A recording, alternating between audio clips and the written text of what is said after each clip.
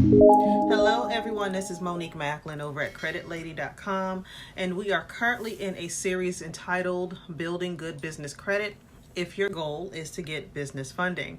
Now, once again, my goal with this particular series is to help people who are entrepreneurs, current business owners, gain access to funding quickly. But in order to do that, you have to have a strong business credit profile.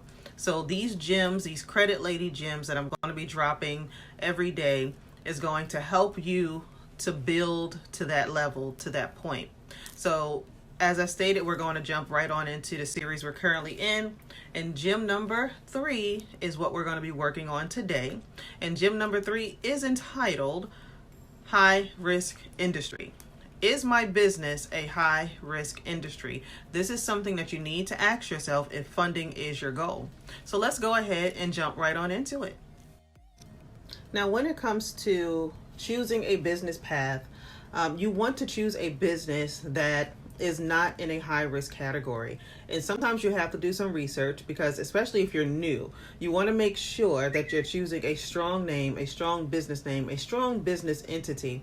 And that doesn't mean that if you fall in a high risk category that you cannot be funded. It means that you may have to jump through a lot more hoops in order to get that approval. So keep that in mind. So I always want people to understand that high risk industries happen because there are other companies that have kind of paved the way to be placed in that category.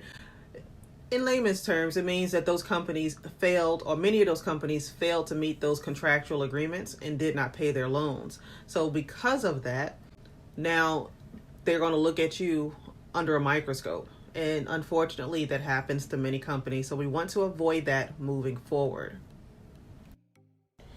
Now, I wanted to go over a few businesses or entities that can throw up some red flags when it comes to being a high-risk industry. As always, I have my trusty notes, but I'm going to jump right into that. So, ammunition or weapons manufacturing, bail bonds, check cashing agencies, pawn shops, energy or oil trading, adult entertainment are just a few that I have listed here. But even things like hotels and stuff like that can throw up some red flags, to be honest with you. Now, in my own personal experience, I am in credit and finance, and I chose not to title my business with anything that has to do with credit and finance because those words can throw up a red flag.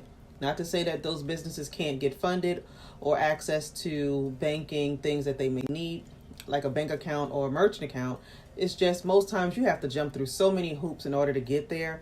It's just simpler to not even go there. Now, I say all that to say, I just want you to be mindful when you are choosing a business entity or a business name, because again, the goal is to avoid those declines. Even if you do choose a high risk industry or a high risk business name, it doesn't mean that you cannot be approved, because you can. A lot of times you'll just have to jump through a few more hoops in order to get that approval.